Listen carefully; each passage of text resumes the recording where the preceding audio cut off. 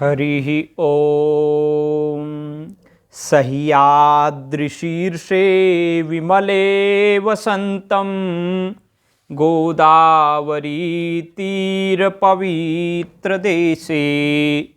यद्दर्शनात् पातकमासुनाशं प्रयाति तं त्र्यंबकमीशमीडे। श्री हरिशरणम। मित्रों, हर हर महादेव, जय श्री राधे। आज मैं द्वादश ज्योतिर्लिंगों की कथा के क्रम में श्री त्र्यंबकेश्वर ज्योतिर्लिंग की कथा आपको सुनाऊंगा। देखो, द्वादश ज्योतिर्लिंग यह भारत की अनुपम, अद्भुत, दर्शनीय, आध्यात्मिक शक्ति का केंद्र है। तो उसमें से हमने आज तक द्वादश ज्योतिर्लिंगों में से 7 ज्योतिर्लिंगों की कथा कह दी है, जिसमें से श्री सोमनाथ, श्री मल्लिकार्जुन, श्री महाकालेश्वर, श्री ओंकारेश्वर, श्री केदारनाथ, श्री केदारेश्वर और श्री भीमशंकर, श्री विश्वेश्वर महादेव, विश्वनाथ भगवान जो काशी में विद्यमान हैं। तो ऐसे करके हमने 7 ज्योतिर्लिंगों की कथा सुनी, उनका ऐतिहासिक पौराणिक प्रसंग श्रवण किया, मंदिर दर्शन, पर्वोत्सव, आसपास के तीर्थों का भी हमने चिंतन किया।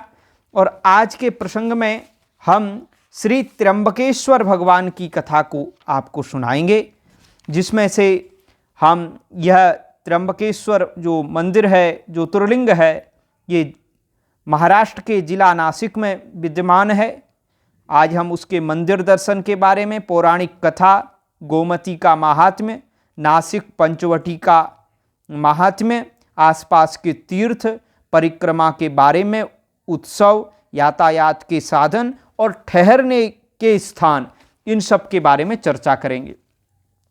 तो श्री त्र्यंबकेश्वर का वर्तमान मंदिर एवं ज्योतिर्लिंग का भी हम प्रसंग वर्णन करेंगे और श्री त्र्यंबकेश्वर ज्योतिर्लिंग प्रागट्य कथा प्रसंग का वर्णन करेंगे। गौतम ऋषि पर भगवान शिव की कृपा कैसे हुई, इसकी विशद चर्चा करेंगे। हम द्वादश ज्योतिर्लिंग स्मरण स्तोत्र में पढ़ते हैं कि त्र्यंबकम गौतमी तटे। तो यह हमारा 8वां ज्योतिर्लिंग है। तो आइए एक बार पुनः श्रीमद् आदि गुरु शंकराचार्य भगवान के द्वारा रचित स्तोत्र के श्लोक का श्रवण करें, उसके बाद उसका अर्थ ज्ञापन करेंगे, तत्पश्चात कथा की ओर बढ़ेंगे। सह्याद्रिशीर्षे विमले वसंतम गोदावरी तीर पवित्र देशे यद्दर्शनात् पातकमासुनाशं प्रयाति तं त्र्यंबकमीशमीडे। जो गोदावरी तट के पवित्र देश में सह्य पर्वत के विमल शिखर पर वास करते हैं, जिनके दर्शन से तुरंत ही पातक नष्ट हो जाता है, उन श्री त्र्यंबकेश्वर का मैं स्तवन करता हूँ। भगवान श्री त्र्यंबकेश्वर ज्योतिर्लिंग महाराष्ट्र प्रांत के अंतर्गत नासिक जनपद में अवस्थित है। शिवपुराण के अनुसार भगवान श्री त्र्यंबकेश्वर 8वें ज्योतिर्लिंग के रूप में परिगणित हैं। नासिक रोड स्टेशन से नासिक पंचवटी 9 किलोमीटर तथा नासिक स्टेशन से नासिक पंचवटी 9 किलोमीटर तथा नासिक पंचवटी से श्री त्र्यंबकेश्वर का स्थान 26 किलोमीटर स्थित है। 26 किलोमीटर पर स्थित है। तो यहाँ समीप में ही ब्रह्मगिरी नामक पर्वत से गोदावरी नदी निकलती है। जिस प्रकार उत्तर भारत में प्रवाहित होने वाली पवित्र नदी गंगा का विशेष आध्यात्मिक महत्व है, उसी प्रकार दक्षिण में प्रवाहित होने वाली इस पवित्र नदी गोदावरी का विशेष महत्व है। जहाँ उत्तर भारत की गंगा को भागीरथी कहा जाता है, वहीं इस गोदावरी नदी को गौतमी गंगा कहकर पुकारा जाता है। तो भागीरथी राजा भगीरथ की तपस्या का परिणाम है। तो गोदावरी ऋषि गौतम की तपस्या का साक्षात फल हैं। देश में लगने वाले विश्व के प्रसिद्ध 4 महाकुंभ मेलों में से एक महाकुंभ का मेला यहीं पर होता है।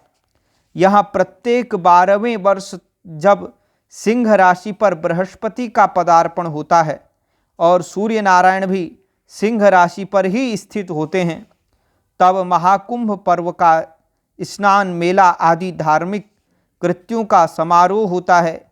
उन दिनों गोदावरी गंगा में स्नान का आध्यात्मिक पुण्य बताया गया है। पुण्य तो या गोदावरी के उद्गम स्थान ब्रह्मगिरी की तलहटी में अवस्थित भगवान श्री त्र्यंबकेश्वर के मंदिर और मंदिर में दर्शन पूजन की अनंत महिमा है। गौतम ऋषि तथा गोदावरी की प्रार्थना से प्रसन्न होकर ही भगवान शिव ने इस स्थान पर रहना स्वीकार किया और वही भगवान शिव श्री त्र्यंबकेश्वर नाम से इस जगत में विख्यात हुए। मंदिर दर्शन। श्री त्र्यंबकेश्वर मंदिर और गांव दोनों ब्रह्मगिरी नासिक पहाड़ी की तलहटी में स्थित हैं। ब्रह्मगिरी को साक्षात भगवान शिव का स्वरूप माना जाता है। गांव के अंदर कुछ दूर पैदल चलने के बाद मंदिर का मुख्य द्वार दृष्टिगत होने लगता है। श्री त्र्यंबकेश्वर मंदिर की भव्य इमारत सिंधु आर्य शैली का उत्कृष्ट नमूना है। मंदिर के अंदर गर्भगृह में प्रवेश करने के बाद शिवलिंग का केवल अर्घा दिखाई देता है, लिंग नहीं। ध्यान से देखने पर अर्घा के अंदर 1-1 इंच के 3 लिंग दिखाई देते हैं। इन लिंगों को त्रिदेव ब्रह्मा, विष्णु और महेश का अवतार माना जाता है। प्रातःकालीन पूजा के बाद इस अर्घा पर चांदी का पंचमुखी मुकुट चढ़ा दिया जाता है और इसी के दर्शन होते हैं। एक दूसरा पंचमुख सोने का है जो प्रति सोमवार को पालकी में कुशावर्त लाया जाता है। वहाँ उसकी सविधि अर्चा होती है। मंदिर के पीछे परिक्रमा मार्ग में अमृत कुंड नामक एक कुंड है। ब्रह्मगिरी पर्वत से निकलने वाली गोदावरी की जलधारा इन त्रिमूर्तियों पर अनवरत पड़ती रहती है। ब्रह्मगिरी पर्वत के ऊपर जाने के लिए चौड़ी चौड़ी 700 सीढ़ियाँ बनी हुई हैं। इन सीढ़ियों पर चढ़ने के बाद रामकुंड और लक्ष्मण कुंड, ये 2 कुंड मिलते हैं। पर्वत के शिखर पर पहुँचने पर गोमुख से निकलती हुई भगवती गोदावरी के दर्शन होते हैं। श्री त्र्यंबकेश्वर ज्योतिर्लिंग में ब्रह्मा, विष्णु और महेश तीनों ही विराजमान हैं। यही इस ज्योतिर्लिंग की सबसे बड़ी विशेषता है। अन्य सभी ज्योतिर्लिंगों में केवल भगवान शिव ही विराजमान हैं। श्री त्र्यंबकेश्वर ज्योतिर्लिंग का मंदिर काले पत्थरों से बना हुआ है। मंदिर का स्थापत्य अद्भुत है। इस प्राचीन मंदिर का पुनर्निर्माण 3रे पेशवा बालाजी अर्थात नाना साहब पेशवा ने करवाया था।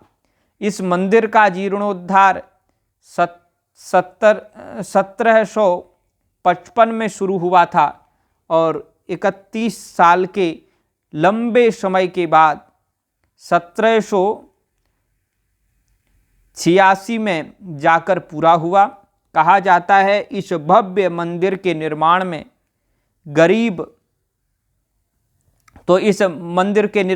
करीब 16 लाख रुपये खर्च किए गए थे, जो उस समय काफ़ी बड़ी रकम मानी जाती थी। पौराणिक कथा।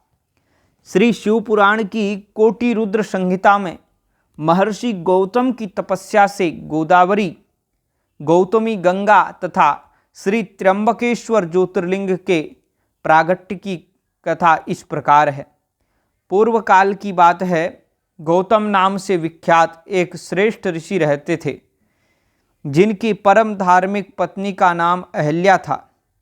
दक्षिण दिशा में जो ब्रह्मगिरी है, वहीं उन्होंने 10,000 वर्षों तक तपस्या की थी। एक समय वहाँ 100 वर्षों तक बड़ा भयानक अवर्षण हो गया। सब लोग महान दुख में पड़ गए। इस भूतल पर कहीं गीला पत्ता भी नहीं दिखाई देता था। फिर जीवों का आधारभूत जल कहाँ से दृष्टिगोचर होता। उस समय मुनि, मनुष्य, पशु, पक्षी और मृग सब वहाँ से 10 दिशाओं को चले गए। तब गौतम ऋषि ने 6 महीने तप करके वरुण को प्रसन्न किया।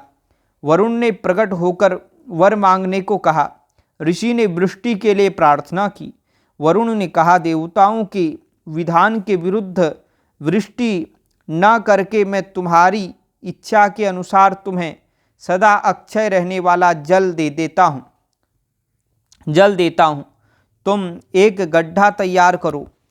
उनके ऐसा कहने पर गौतम ने एक हाथ गड्ढा खोदा और वरुण ने उसे दिव्य जल के द्वारा भर दिया तथा परोपकार से सुशोभित होने वाले मुनि श्रेष्ठ गौतम से कहा, महामुने, कभी क्षीण न होने वाला यह जल तुम्हारे लिए तीर्थ रूप होगा और पृथ्वी पर तुम्हारे ही नाम से इसकी ख्याति होगी।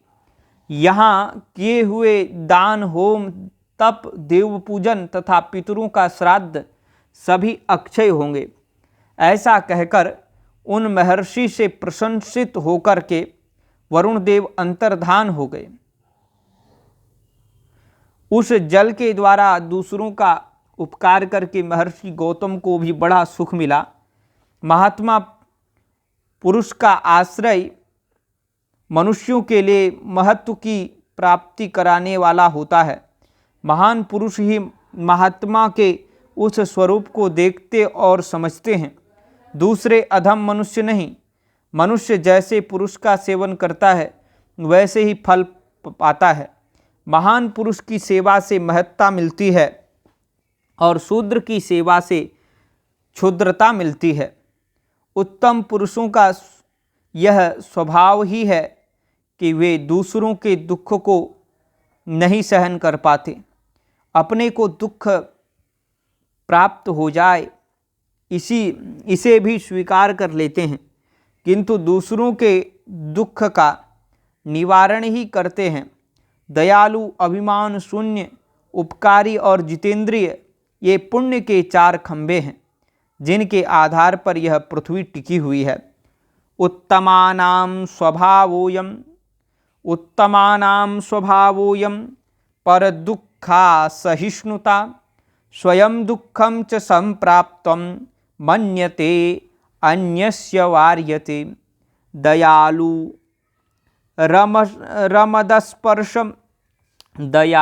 रमदस्पर्श उपकारी जितेन्द्रियः एतैश्च पुण्यस्तंभैस्तु चतुर्भिर्धार्यते महि। तदनंतर गौतम जी वहाँ उस परम दुर्लभ जल को पाकर विधि पूर्वक नित्य नैमित्तिक कर्म करने लगे। उन मुनीश्वर ने वहाँ नित्य होम की सिद्धि के लिए धान, जौ और अनेक प्रकार के निवार बोआ दिए।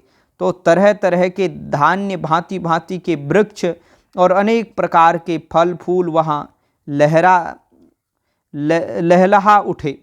यह समाचार सुनकर वहाँ दूसरे सहस्रों ऋषि मुनि, पशु पक्षी तथा बहुसंख्यक जीव जाकर रहने लगे।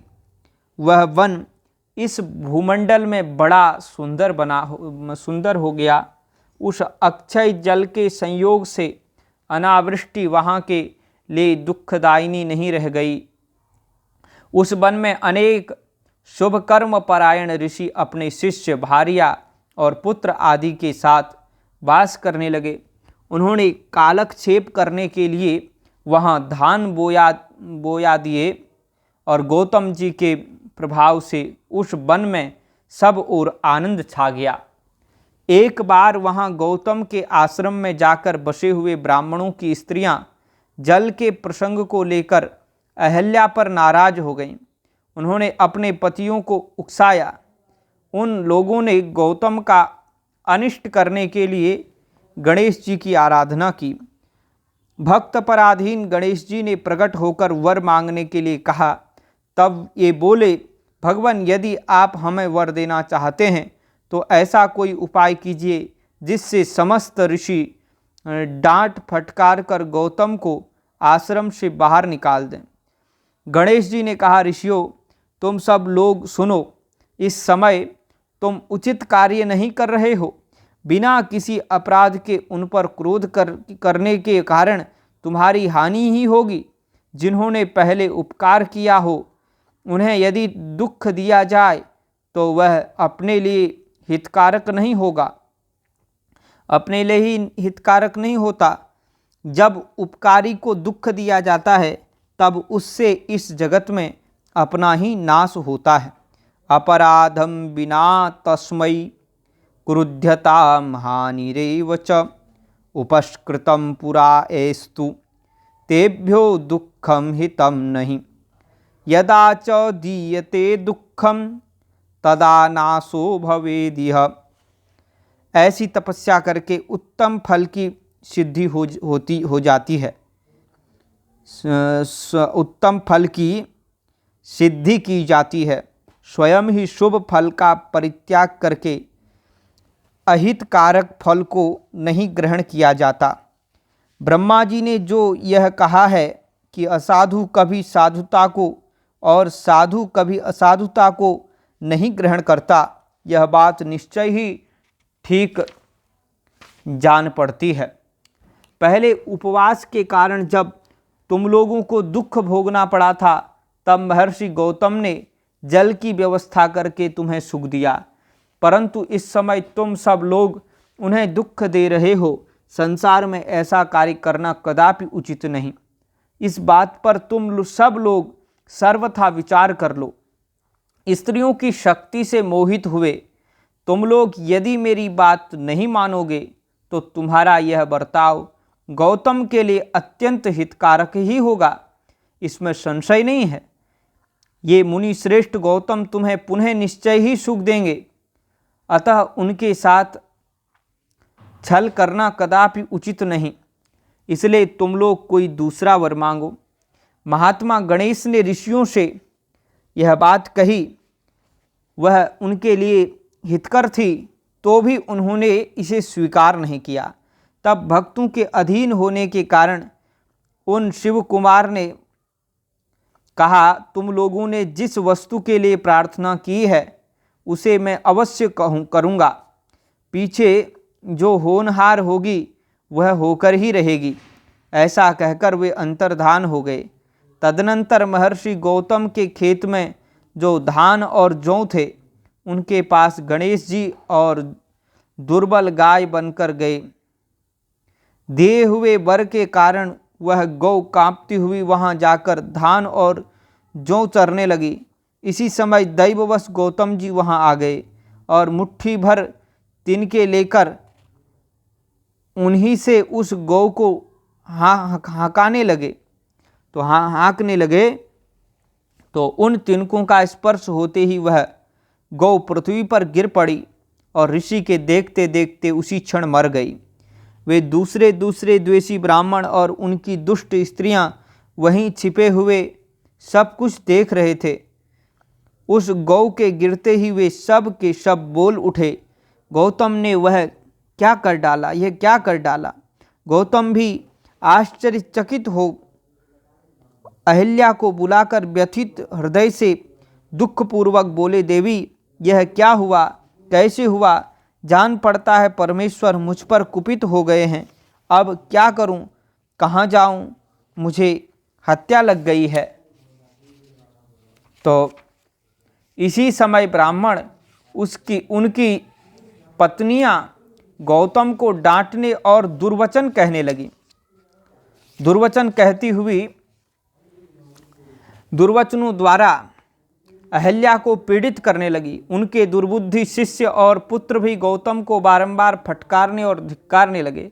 ब्राह्मण बोले, अब तुम्हें अपना मुंह नहीं दिखाना चाहिए, यहाँ से जाओ, गो हत्यारे का मुंह देखने पर तत्काल वस्त्र सहित स्नान करना चाहिए। जब तक तुम इस आश्रम में रहोगे तब तक अग्निदेव और पितर हमारे दिए हुए किसी भी हव्य कव्य को ग्रहण नहीं करेंगे। इसलिए पापी गोहत्यारे, तुम परिवार सहित यहाँ से अन्यत्र चले जाओ, विलंब न करो। इस प्रकार कहकर उन सब ने उन्हें पत्थरों से मारना आरंभ किया। वे गालियां दे देकर गौतम और अहिल्या को सताने लगे। उन दुष्टों के मारने और धमकाने पर गौतम बोले, मुनियों, मैं यहाँ से अन्यत्र जाकर रहूँगा। ऐसा कहकर गौतम उस स्थान से तत्काल निकल गए और उन सब की आज्ञा से 1 कोस दूर जाकर उन्होंने अपने लिए आश्रम बनाया। वहाँ भी जाकर उन ब्राह्मणों ने कहा, जब तक तुम्हारे ऊपर हत्या लगी है तब तक तुम्हें कोई यज्ञ याज्ञादि कार्य नहीं करना चाहिए। किसी भी वैदिक देवयज्ञ और पितृयज्ञ के अनुष्ठान का तुम्हें अधिकार नहीं रह गया है। मुनिवर गौतम उनके कथनानुसार किसी तरह एक पक्ष बिताकर उस दुख से दुखी हो बारंबार उन मुनियों से अपनी शुद्धि के लिए प्रार्थना करने लगे। उनके दीन भाव से प्रार्थना करने पर उन ब्राह्मणों ने कहा, गौतम, तुम अपने पाप को प्रकट करते हुए 3 बार सारी पृथ्वी की परिक्रमा करो, फिर लौटकर यहाँ 1 महीने तक व्रत करो। उसके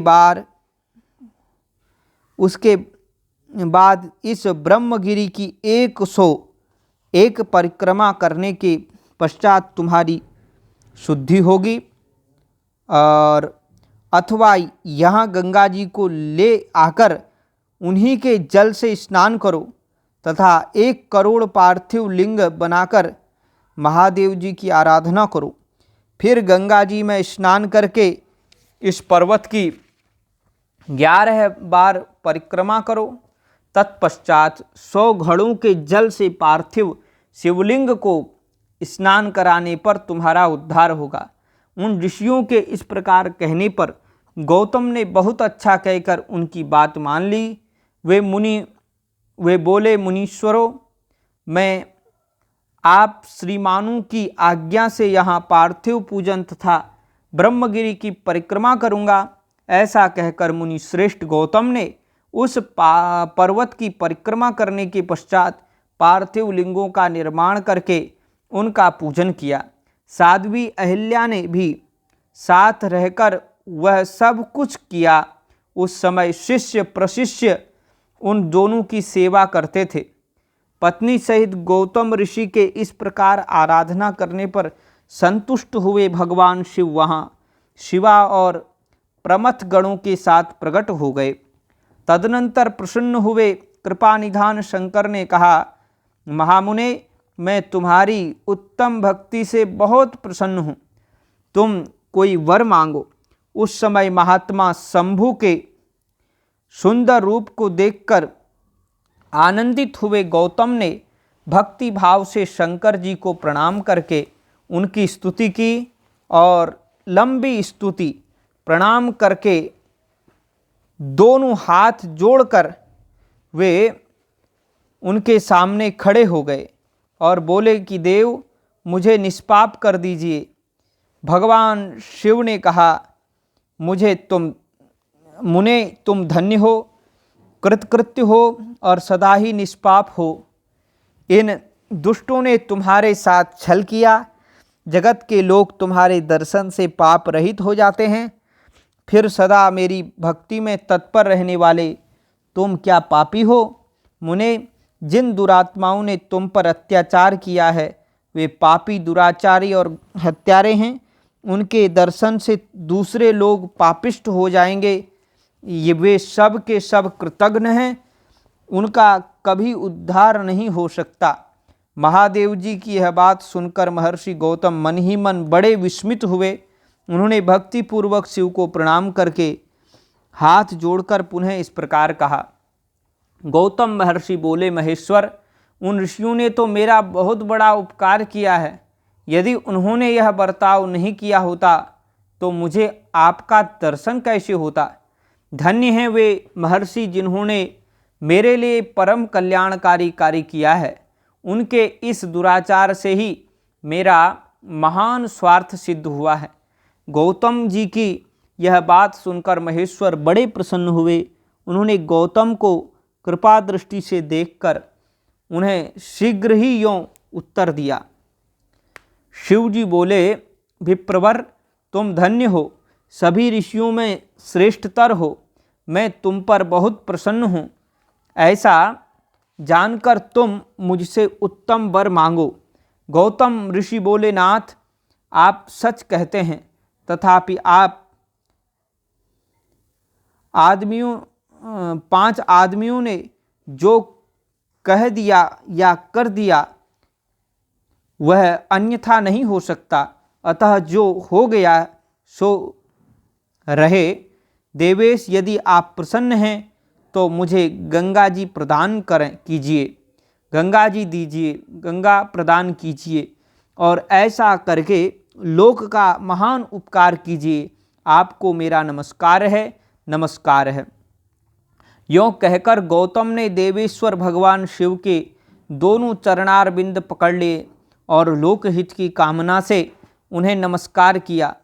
तब शंकर देव ने पृथ्वी और स्वर्ग के सारभूत जल को निकालकर, जिसे उन्होंने पहले से ही रख छोड़ा था, और विवाह में ब्रह्मा जी के दिए हुए जल में से जो कुछ शेष रह गया था वह सब भक्त वत्सल शंभु ने उन गौतम मुनि को दे दिया। उस समय गंगा जी का जल परम सुंदर स्त्री का रूप धारण करके वहाँ खड़ा हुआ। तब मुनिवर गौतम ने उन गंगा जी की स्तुति करके उन्हें नमस्कार किया। गौतम जी बोले, गंगे तुम धन्य हो, कृतकृत्य हो। तुमने संपूर्ण भुवन को पवित्र किया है, इसलिए निश्चित रूप से नरक में गिरते हुए मुझ गौतम को पवित्र करो।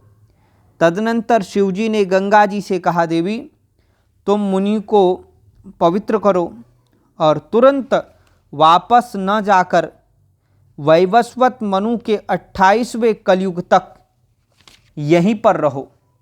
गंगा जी ने कहा, महेश्वर यदि मेरा महात्म्य सब नदियों से अधिक हो और अंबिका तथा गणों के साथ आप भी यहाँ रहें, तभी मैं इस धरा पर रहूँगी। गंगा जी की यह बात सुनकर भगवान शिव बोले, गंगे तुम धन्य हो, मेरी बात सुनो। मैं तुमसे अलग नहीं हूँ, तथापि मैं तुम्हारे कथनानुसार यहाँ स्थित रहूँगा। तुम भी स्थित हो। अपने स्वामी परमेश्वर शिव की यह बात सुनकर गंगा जी ने मन ही मन प्रसन्न हो उनकी भूरी भूरी प्रशंसा की। और इसी समय देवता, प्राचीन ऋषि, अनेक उत्तम तीर्थ और नाना प्रकार के क्षेत्र वहाँ आ पहुँचे। उन सब ने बड़े आदर से जय जयकार करते हुए गौतम, गंगा तथा गिरिशाई शिव का पूजन किया। तदनंतर उन सब देवताओं ने मस्तक झुका हाथ जोड़कर उन सब की प्रसन्नतापूर्वक स्तुति की। और उस समय प्रसन्न हुई गंगा जी और श्री गिरीश जी, गिरीश माने भगवान शंकर, तो गिरीश जी ने कहा कि हे श्रेष्ठ देवताओं, वर मांगो। तुम्हारा प्रिय करने की इच्छा से वह वर हम तुम्हें देंगे। देवता बोले, देवेश्वर यदि आप संतुष्ट हैं और सरिताओं में श्रेष्ठ गंगे यदि आप भी प्रसन्न हैं, तो हमारा तथा मनुष्यों का प्रिय करने के लिए आप लोग कृपापूर्वक यहाँ निवास करें। गंगा जी बोली, देवताओं फिर तो सबका प्रिय करने के लिए आप लोग स्वयं ही यहाँ क्यों नहीं रहते। मैं तो गौतम जी के पाप का प्रक्षालन करके जैसी आई हूँ उसी तरह लौट जाऊंगी। आपके समाज में यहाँ मेरी कोई विशेषता समझी जाती है, इस बात का पता कैसे लगे। यदि आप यहाँ मेरी विशेषता सिद्ध कर सकें तो मैं अवश्य यहाँ रहूँगी, इसमें संशय नहीं है। देवताओं ने कहा, सरिताओं में श्रेष्ठ गंगे, सबके परम सुहृद बृहस्पति जी जब जब सिंह राशि पर स्थित होंगे तब तब हम लोग यहाँ आया करेंगे, इसमें संशय नहीं है। 11 वर्ष तक लोगों का जो पातक यहाँ प्रक्षालित होगा उससे मलिन हो जाने पर हम उसी पाप राशि को धोने के लिए आदर पूर्वक तुम्हारे पास आएंगे। हमने यह सर्वथा सच्ची बात कही है। सरिद्वरे महादेवी, अतः तुमको और भगवान शंकर को समस्त लोकों पर अनुग्रह तथा हमारा प्रिय करने के लिए यहाँ नित्य निवास करना चाहिए। गुरु जब तक सिंह राशि पर रहेंगे तभी तक हम यहाँ निवास करेंगे।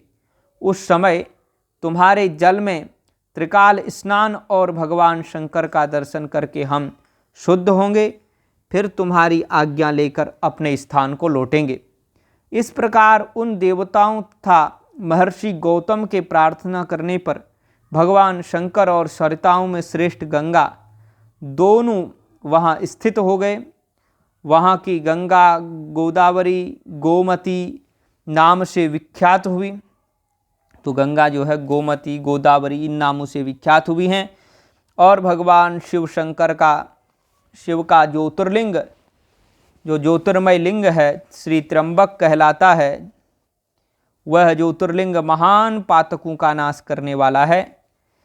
उसी दिन से लेकर जब जब बृहस्पति सिंह राशि में होते हैं तब तब सब तीर्थ क्षेत्र, देवता, पुष्कर आदि सरोवर, गंगा आदि नदियाँ तथा श्री विष्णु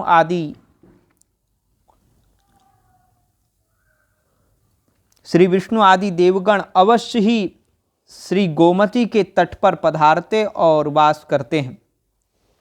तब तक अपने स्थान पर उनका कोई फल नहीं होता। जब वे अपने प्रदेश लौट आते हैं तभी वहाँ इनके सेवन का फल मिलता है। यह श्री त्र्यंबक नाम से प्रसिद्ध ज्योतिर्लिंग गोमती के तट पर स्थित है और बड़े बड़े पातकों का नाश करने वाला है। जो भक्ति भाव से श्री त्र्यंबक लिंग का दर्शन, पूजन, स्तवन एवं वंदन करता है वह समस्त पापों से मुक्त हो जाता है।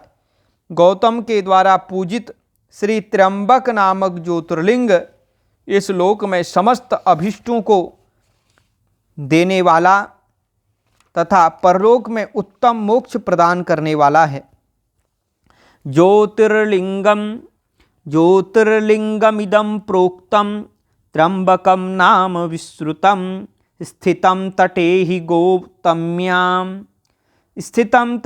गौतम्या महापातकनाशनं यह पश्येत् भक्तितो ज्योतिर्लिंगं त्र्यंबकनामकं पूजयेत् प्रणयेत् स्तुत्वा सर्वपापै प्रमुच्यते। ज्योतिर्लिंगं त्र्यंबकं हि पूजितं गौतमेनः सर्वकामप्रदं चात्र परत्र परमुक्तिदं। गौतमी महात्म्य। अमृतं गौतमी वारी अमृतं स्वर्णमुच्यते अमृतं गोभवं चाज्यं अमृतं सोम एव च। गंगाया वारिणाज्येन हिरण्येन तथैव च सर्वेभ्योऽप्यधिकं दिव्यं अमृतं गौतमी जलम। अर्थात गंगा जल अमृत है, स्वर्ण अमृत है, गाय का घी अमृत है तथा सोमरस भी अमृत है, किंतु गोदावरी का जल तो गंगा जल, घी, स्वर्ण तथा सोमरस से भी अधिक दिव्य अमृत है। तो ये गौतमी का महात्म्य है। ब्रह्म पुराण में गौतमी महात्म्य पर पूरे 106 अध्याय हैं। 106 अध्याय हैं। उनमें गोदावरी की अतुल महिमा कही गई है। महर्षि गौतम ने श्री शंकर जी की कृपा से पृथ्वी पर इन्हें अवतरित किया था, अतएव इन्हें गौतमी कहा जाता है। ब्रह्मवैवर्त के अनुसार एक ब्राह्मणी ही योगाभ्यास तथा तप करते करते गोदावरी बनकर बह गई। यह पश्चिमी घाट की पर्वत श्रेणी श्री त्र्यंबक पर्वत से निकलकर 1440 किलोमीटर पूर्व दक्षिण ओर बहकर पूर्वी घाट नामक पर्वत श्रेणी के पास बंगोपसागर में मिल जाती है। आयुर्वेद के अनुसार इसका जल गंगा जी के ही जल जैसा है और वह पित्त, वायु और कुष्ठादि रोगों को नष्ट करता है। इसके तट पर 4-4 अंगुल पर तीर्थ कहे गए हैं। तटवर्ती तीर्थों में ब्रह्मकुंड के अनुसार वराह तीर्थ, नीलगंगा, कपोत तीर्थ, दशाश्वमेधिक तीर्थ, जनस्थान तीर्थ, वरुण संगम, गोवर्धन तीर्थ, श्वेत तीर्थ, चक्र तीर्थ, श्री राम तीर्थ, तपस तीर्थ, लक्ष्मी तीर्थ एवं सरस्वती तीर्थ मुख्य हैं। अंत में गोदावरी 7 भागों में विभक्त हो जाती हैं। यहाँ स्नान का अद्भुत महात्म्य है। यहाँ नियत आहार विहार से रहकर स्नान करने वाले को महापुण्य की प्राप्ति होती है और वह देवलोक को जाता है। सप्तगोदावरे स्नात्वा नियतो नियतासनः महत्पुण्यमवाप्नोति देवलोकम च गच्छति। गोदावरी की ये 7 धाराएं वसिष्ठा, कौशिकी, वृद्ध, गौतमी, भारद्वाजी, आत्रेयी तथा तुल्या नाम से प्रसिद्ध हैं। तो गौतमी 2 बार शब्द आया है। नासिक, पंचवटी। नासिक और पंचवटी वस्तुतः एक ही नगर है। इस नगर के बीच से गोदावरी बहती है। गोदावरी के दक्षिण तट पर नगर का मुख्य भाग है, उसे नासिक कहते हैं, और गोदावरी के उत्तर तट पर जो भाग है उसे पंचवटी कहा जाता है। गोदावरी के दोनों तटों पर देवालय हैं। यात्री प्रायः पंचवटी में ठहरते हैं क्योंकि वहाँ से तपोवन तथा दूसरे तीर्थों का दर्शन करने में सुविधा होती है। गोदावरी का उद्गम तो त्र्यंबक के पास है, किंतु यात्री पंचवटी में गोदावरी स्नान करते हैं। यहाँ वर्षा के बाद गोदावरी में बहुत अधिक जल नहीं रहता, यद्यपि प्रवाह अच्छा रहता है। गोदावरी पर 2 पुल बने हैं, किंतु नीचे से भी धारा को पार करने की सुविधा है। गोदावरी में कई कुंड बनाए गए हैं, उन्हें पवित्र तीर्थ माना जाता है। गोदावरी में एक यहाँ रामकुंड, सीता कुंड, लक्ष्मण कुंड, धनुष कुंड आदि तीर्थ हैं। स्नान का मुख्य स्थान रामकुंड है। रामकुंड में शुक्ल तीर्थ माना जाता है। रामकुंड के वायव्य कोण पर गोमुख से अरुणा की धारा गोदावरी में गिरती है। इसे अरुणा संगम कहते हैं। यहाँ एक वस्त्र पहनकर स्नान की विधि है। इसके पास सूर्य, चंद्र तथा अश्विनी तीर्थ हैं। यहाँ यात्री मुंडन करा के पितृ श्राद्ध करते हैं। रामकुंड के दक्षिण अस्थि विलय तीर्थ है। वहाँ मृत पुरुषों की अस्थियां डाली जाती हैं।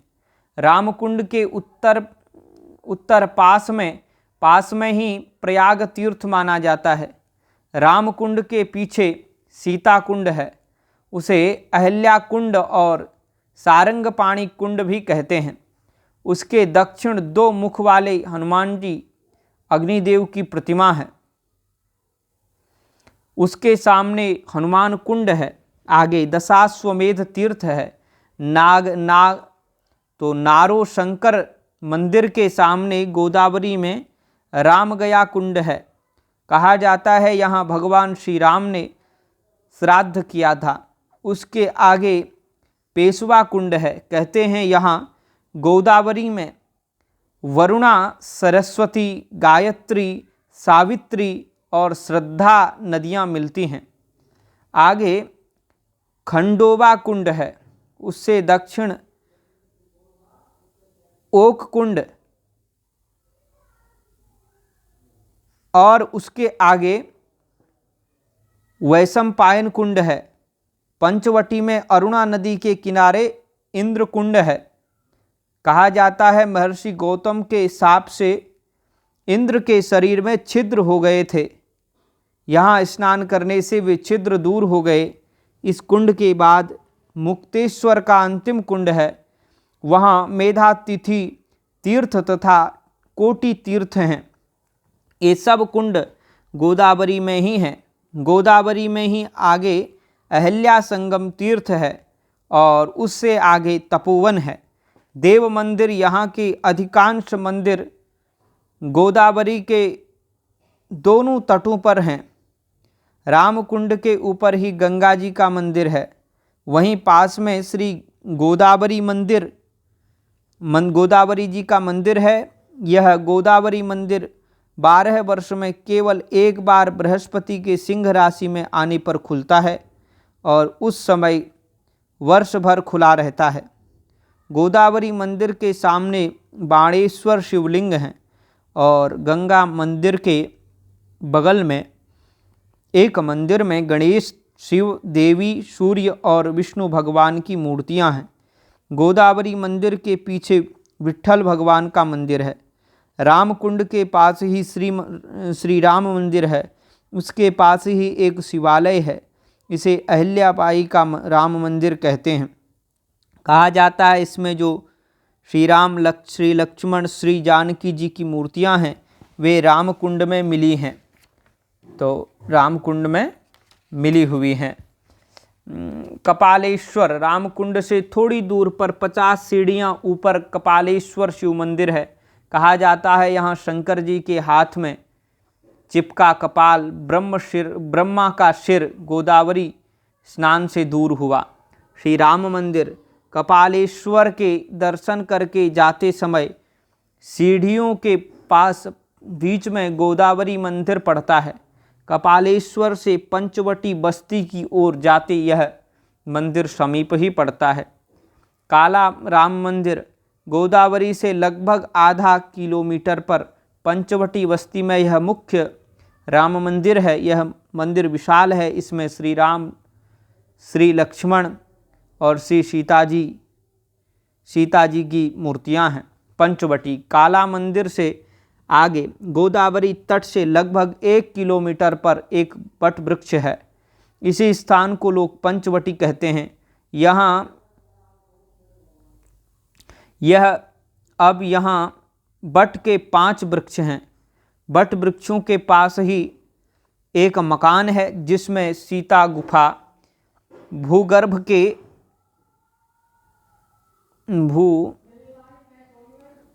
के कमरे में सीढ़ियों से जाने पर श्री राम, श्री लक्ष्मण और श्री सीता जी की छोटी मूर्तियां मिलती हैं। शारदा चंद्रमौलीश्वर, यह मंदिर सीता गुफा के पास ही है। इसमें भगवान शंकर की नटराज मूर्ति है। रामेश्वर, यह मंदिर गोदावरी तट पर ही रामकुंड से आगे रामगया तीर्थ के पास है। इसे नारो शंकर मंदिर भी कहते हैं। यह विशाल मंदिर बड़ा भव्य दिखता है। इनके अतिरिक्त भी पंचवटी में कई मंदिर उत्तम हैं। पंचवटी में श्री वल्लभाचार्य महाप्रभु की बैठक भी है। सुंदर नारायण मंदिर, यह मंदिर नासिक से पंचवटी जाने वाले पुल के पास नासिक में है। इसमें भगवान नारायण की सुंदर मूर्ति है। यहाँ से सामने गोदावरी पार कपालेश्वर मंदिर दिखता है। सुंदर नारायण के सामने गोदावरी में ब्रह्म तीर्थ है और नैऋत्य कोण में बदरिका संगम तीर्थ है। कहा जाता है कि यहाँ ब्रह्मा जी ने स्नान किया था। उमा महेश्वर, सुंदर नारायण से आगे यह मंदिर है।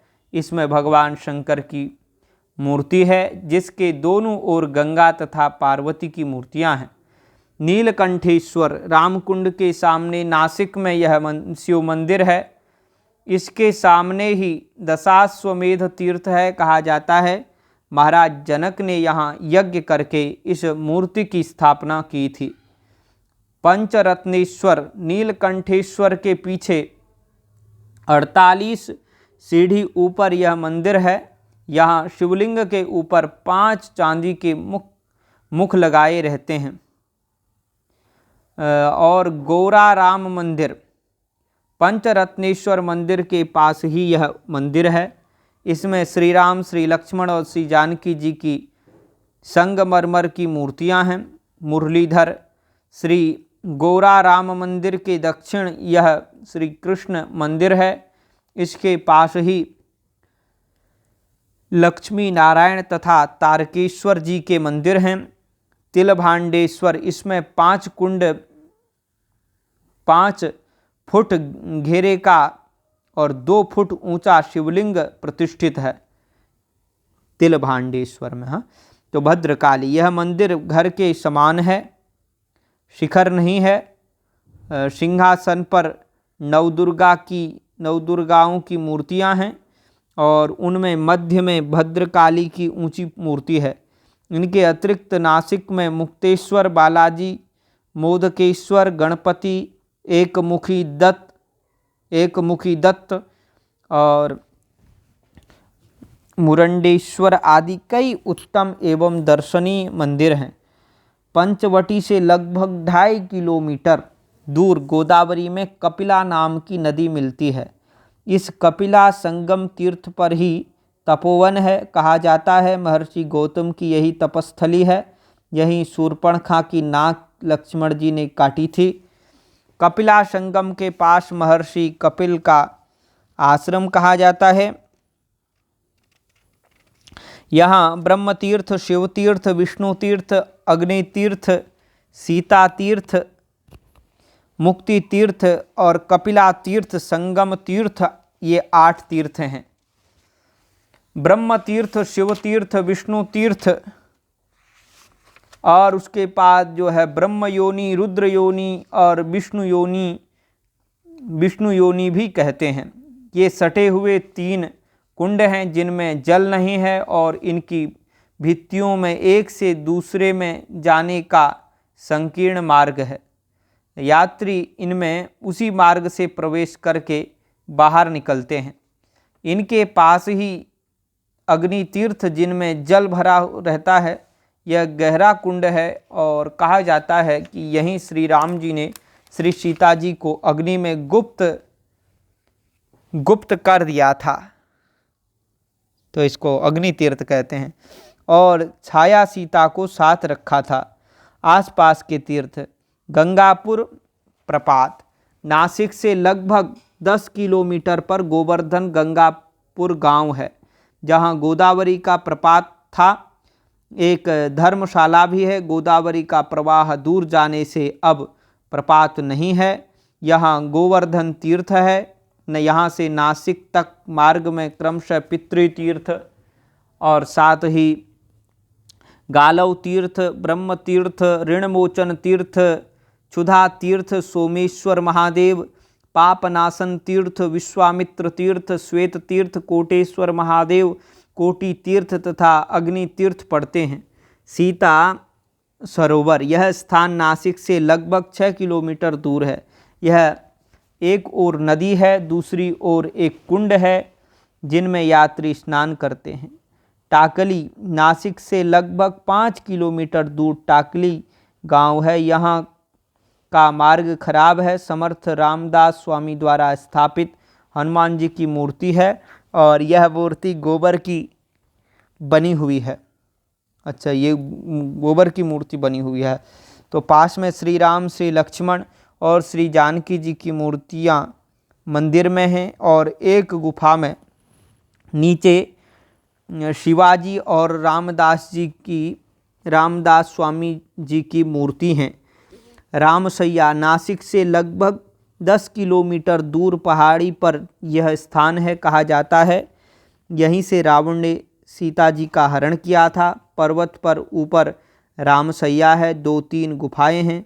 पांडव गुफा नासिक से 8 किलोमीटर पर, रामसैया से उल्टी दिशा में पर्वत पर यह स्थान है। इन गुफाओं का पांडवों से कोई संबंध नहीं है। यहाँ कुल 23 गुफाएं हैं। इनमें कईयों में बुद्ध की भी मूर्तियां हैं। एक चैत्य गुफा है। और आगे मृगव्याधीश्वर, इसे मध्य महेश्वर भी कहते थे। यह स्थान निफाड़ तहसील में था। अब यह क्षेत्र बांध के भीतर आने से जलमग्न हो गया है। कहा जाता है कि यहीं श्री राम ने मारीच को मारा था। जटायु क्षेत्र इगतपुरी नासिक रोड के मध्य, नासिक रोड से लगभग 42 किलोमीटर और इतकपुरी से लगभग 10 किलोमीटर पर घोटी स्टेशन है। वहाँ से 16 किलोमीटर दूर जंगल में वह स्थान है जहाँ भगवान श्री राम ने गृध्रराज जटायु का अंतिम संस्कार किया था। यहाँ श्री राम जी का मंदिर है। श्री राम जी ने जटायु के तर्पण के लिए बाण मारकर पृथ्वी से जल प्रकट किया था। उसे सर्वतीर्थ कुंड कहा जाता है। उस कुंड में सभी ऋतुओं में जल एक ही स्तर पर रहता है। अगस्त्याश्रम मनमाड़ से धौड़ जाने वाली मध्य रेलवे की लाइन पर मनमाड़ से लगभग 14 किलोमीटर दूर अनकई स्टेशन है। यहाँ से लगभग 5 किलोमीटर पर महर्षि अगस्त्य का आश्रम है। कुशावर्त श्री त्र्यंबकेश्वर मंदिर से थोड़ी दूर पर ही यह सरोवर है। इसमें नीचे से गोदावरी का जल आता है। सरोवर में स्नान नहीं किया जाता, उसका जल लेकर बाहर स्नान करते हैं। यहाँ स्नान करके तब देव दर्शन किया जाता है। लोग कुशावर्त परिक्रमा भी करते हैं। कुशावर्त से श्री त्र्यंबकेश्वर दर्शन के लिए जाते समय मार्ग में नील गंगा संगम पर संगमेश्वर, कनकेश्वर, कपोतेश्वर और विसंध्या देवी और त्रिभुवनेश्वर के दर्शन करते जाना चाहिए।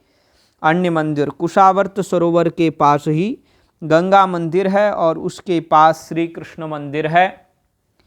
बस्ती में श्री लक्ष्मी नारायण मंदिर है, श्री राम मंदिर, श्री परशुराम मंदिर है। कुशावर्त के पास केदारेश्वर, इंद्रालय, पास इंद्रेश्वर और श्री त्र्यंबकेश्वर के पास गायत्री मंदिर, त्रिशंधेश्वर, कांचन तीर्थ के पास कांचनेश्वर और ज्वरेश्वर, कुशावर्त के पीछे बल्लालेश्वर, गौतमालय के पास गौतमेश्वर, रामेश्वर, महादेवी के पास मुक्तेश्वर, काशी विश्वेश्वर, भुवनेश्वरी, त्रिभुवनेश्वर आदि अनेक छोटे छोटे मंदिर यहाँ हैं।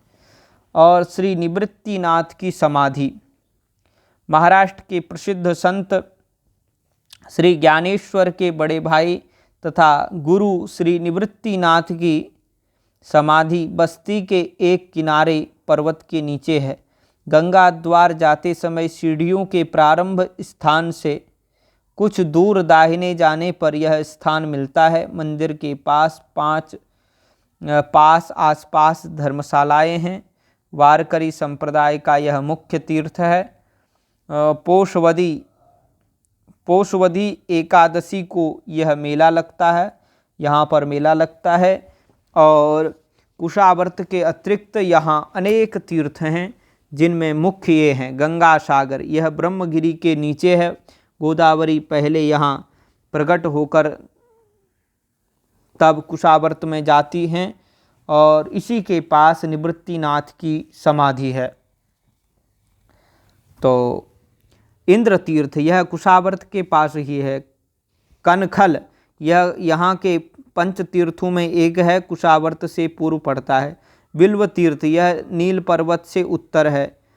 बल्लाल तीर्थ, इसके पास बल्लालेश्वर बल्लालेश्वर मंदिर है और प्रयाग तीर्थ श्री त्र्यंबकेश्वर से लगभग 1.5 किलोमीटर पर नासिक के मार्ग में है। अहिल्या संगम श्री त्र्यंबकेश्वर से पूर्व लगभग आधा किलोमीटर पर है। यहाँ जटिला नदी गोदावरी में मिली हैं। गौतमालय यह सरोवर श्री रामेश्वर मंदिर के पास है। इसके तट पर गौतमेश्वर मंदिर है। इनके अतिरिक्त मोतिया तालाब, विसोबा तालाब आदि कई तालाब हैं। परिक्रमा। श्री त्र्यंबकेश्वर की परिक्रमा कुशावर्त से प्रारंभ होकर श्री त्र्यंबकेश्वर, प्रयाग तीर्थ, राम तीर्थ, बाणगंगा, निर्मल तीर्थ, वैतरणी, धवल गंगा, साला तीर्थ, पद्म तीर्थ, भुजंग तीर्थ, गणेश तीर्थ, नरसिंह तीर्थ, बिल्व तीर्थ, नीलांबिका देवी और कुमुद तीर्थ होकर श्री त्र्यंबकेश्वर और कुशावर्त में आकर समाप्त होती है। श्री त्र्यंबकेश्वर के 3 पर्वत। श्री त्र्यंबकेश्वर के समीप 3 पर्वत पवित्र माने जाते हैं। एक ब्रह्मगिरि, दूसरा नीलगिरि, तीसरा गंगा द्वार। इनमें से अधिकांश यात्री केवल गंगा द्वार जाते हैं। ब्रह्मगिरि इस पर्वत पर श्री त्र्यंबकेश्वर का किला है। यह किला आज जीर्ण दशा में है। पर्वत पर जाने के लिए 500 सीढ़ियां हैं। यहाँ एक जल पूरित कुंड है और इसके पास श्री त्र्यंबकेश्वर मंदिर है। पास ही गोदावरी का मूल उद्गम है। समीप में शिलाओं पर भगवान शंकर के जटा फटकारने के चिन्ह हैं और यहाँ मंदिर की परिक्रमा का मार्ग डरावना है। ब्रह्मगिरि को शिव स्वरूप माना जाता है। कहते हैं कि ब्रह्मा जी के शाप से भगवान शंकर यहाँ पर्वत रूप में स्थित हैं। इस पर्वत के 5 शिखर हैं। उनके नाम सद्योजात, वामदेव, अघोर, तत्पुरुष और ईशान हैं। नीलगिरि। इस पर्वत पर 250 सीढ़ी चढ़कर जाना पड़ता है। यह ब्रह्मगिरि की वाम गोद है। यहाँ नीलांबिका देवी का मंदिर है। कुछ लोग इन्हें परशुराम जी की माता रेणुका देवी कहते हैं। नवरात्र में मेला लगता है। पास ही गुरु दत्तात्रेय का मंदिर है। वहीं नीलकंठेश्वर मंदिर भी है। इसे सिद्ध तीर्थ कहा जाता है। गंगा द्वार। यह इस पर्वत पर 250 सीढ़ी चढ़कर जाना पड़ता है। इसे कालगिरी भी कहते हैं। ऊपर गंगा गोदावरी का मंदिर है। यहाँ से थोड़ी दूर पर पर्वत में एक स्थान पर 108 शिवलिंग खुदे हैं। पर्वत में 2-3 गुफाएं भी हैं, जिनमें एक गोरखनाथ जी की गुफा है। कहते हैं कि गोरखनाथ जी ने यहाँ तप किया था। एक गुफा जिसमें श्री राम और श्री लक्ष्मण जी की मूर्तियां हैं, वराह गुफा कही जाती है। मार्ग में सीढ़ियों पर आधे से कुछ अधिक ऊपर जाकर दाहिनी ओर एक मार्ग जाता है और अनोपान शिला है। यह शिला गोरखनाथ जी के नाथ संप्रदाय में अत्यंत पवित्र मानी जाती है। इस पर अनेक सिद्धों ने तपस्या की है। यह गोरखनाथ संप्रदाय की तीर्थ भूमि है और वहाँ एक बड़ी बावली और एक गौशाला है। गंगा द्वार से लगभग आधा मार्ग चल उतरने पर गंगा में श्री राम और श्री लक्ष्मण जी का कुंड मिलता है। चक्र तीर्थ। यह स्थान श्री त्र्यंबकेश्वर से लगभग 10 किलोमीटर दूर जंगल में है। यहाँ की यात्रा करना हो तो एक मार्गदर्शक साथ ले जाना चाहिए। कहा जाता है कि कुशावर्त से गुप्त हुई गोदावरी यहाँ प्रकट हुई हैं। गोदावरी का प्रत्यक्ष उद्गम तो यही है। यहाँ अत्यंत गहरा कुंड है और उससे निरंतर जल धारा बाहर निकलती रहती है। यही धारा गोदावरी की है जो नासिक आई है। उत्सव। श्री त्र्यंबकेश्वर महाराज के पंचमुखी सोने के मुखौटे को पालकी में बैठाकर गांव में घुमाया जाता है। फिर कुशावर्त तीर्थ स्थित घाट पर स्नान कराया जाता है। इसके बाद मुखौटे को वापस मंदिर में लाकर हीरे जटित स्वर्ण मुकुट पहनाया जाता है। यह पूरा दृश्य श्री त्र्यंबक महाराज के राज्याभिषेक सा महसूस होता है। इस यात्रा को देखना बेहद अलौकिक अनुभव है। शिवरात्रि और श्रावण मास के सोमवार के दिन श्री त्र्यंबकेश्वर मंदिर में भक्तों का तांता लगा रहता है। भक्त भोर के समय स्नान करके अपने आराध्य के दर्शन करते हैं। यहाँ काल सर्प योग और नारायण का नाग बलि की विशेष पूजा अर्चना भी होती है। यहाँ भक्तों का तांता लगा रहता है और जिसके कारण यहाँ साल भर लोग आते जाते रहते हैं। यातायात के साधन श्री त्र्यंबकेश्वर नासिक से काफ़ी नज़दीक है।